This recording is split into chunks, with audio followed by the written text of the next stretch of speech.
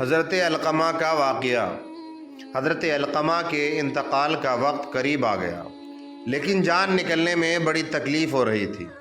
گھر والوں نے کلمہ پڑھنے کی تلقین کی، لیکن نہ جانے کیا بات تھی کہ اتنے پرہیزگار اور متقی ہونے کے باوجود بھی ان کی زبان سے کلمہ جاری نہیں ہو رہا تھا۔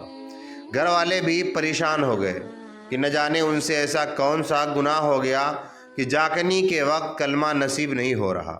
وہ کوئی عام انسان نہیں تھے، نبی کریم صلی اللہ علیہ وسلم کے صحابہ میں شامل تھے۔ ان کا نام علقمہ تھا۔ چنانچہ ان کی بیوی نے نبی کریم صلی اللہ علیہ وسلم کی خدمت میں یہ اطلاع بھجوائی کہ باوجود تلقین کے ان کی زبان پر کلمہ جاری نہیں ہو رہا۔ آپ نے فرمایا کہ علقمہ کے والدین زندہ ہیں یا نہیں؟ بتایا گیا کہ صرف والدہ زندہ ہیں، لیکن وہ کسی وجہ سے ناراض ہیں۔ آپ صلی اللہ علیہ وسلم نے ان کی والدہ کو پیغام بھجوایا کہ میں آپ سے ملاقات کرنا چاہتا ہوں، کیا میں آپ کے پاس آؤں یا آپ میرے پاس آ جائیں گی؟ ان کی والدہ نے کہا کہ اللہ کے نبی، میں آپ کو تکلیف نہیں دے سکتی، میں خود حاضر خدمت ہوتی ہوں۔ چنانچہ آپ صلی اللہ علیہ وسلم کی خدمت میں حاضر ہو گئی۔ آپ نے علقمہ کے متعلق پوچھا کہ وہ کیسا آدمی ہے۔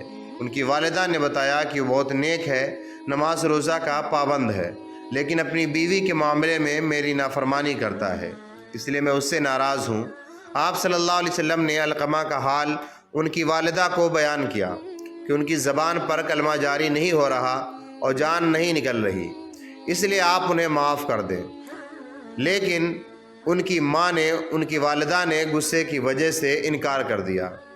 آپ صلی اللہ علیہ وسلم نے حضرت بلال رضی اللہ تعالی عنہ کو حکم دیا کہ لکڑیاں جمع کرو اور علقمہ کو جلا دو۔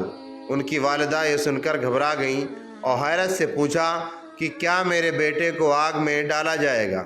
آپ صلی اللہ علیہ وسلم نے فرمایا، ہاں، اللہ کے عذاب کے مقابلے میں ہمارا عذاب بہت ہلکا ہے۔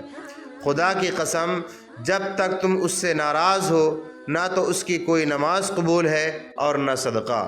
ان کی والدہ نے کہا کہ میں آپ کو گواہ بنا کر کہتی ہوں کہ میں نے انہیں معاف کر دیا اور ان کی غلطیوں کو درگزر کر دیا۔ آپ صلی اللہ علیہ وسلم یہ سن کر بہت خوش ہوئے اور فرمایا کہ علقمہ کا حال دیکھو، لوگوں نے بتایا کہ ان کی زبان پر کلمہ بھی جاری ہو گیا ہے اور ان کی جان بھی آسانی سے نکل گئی ہے۔ آپ صلی اللہ علیہ وسلم نے ان کے غسل اور کفن کا حکم دیا اور خود ان کے جنازے میں تشریف لے گئے۔ دفن کے بعد آپ صلی اللہ علیہ وسلم نے صحابہ سے فرمایا، جس شخص نے اپنی ماں کی نافرمانی کی یا اسے تکلیف پہنچائے تو اس پر اللہ کی لعنت، فرشتوں کی لعنت اور تمام انسانوں کی لعنت۔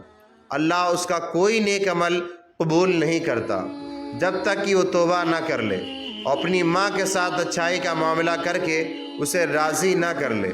یاد رکھو، اللہ کی رضامندی ماں باپ کی رضامندی میں ہے اور اللہ کا غضب ماں باپ کے غصہ میں ہے۔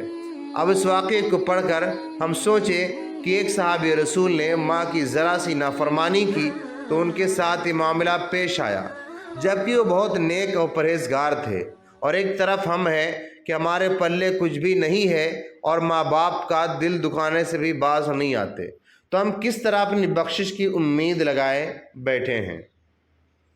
روک لیتی تھی بلاؤں کو اپنے اوپر، ماں کا آنچل مجھے جبریل کا پر لگتا ہے۔ السلام علیکم۔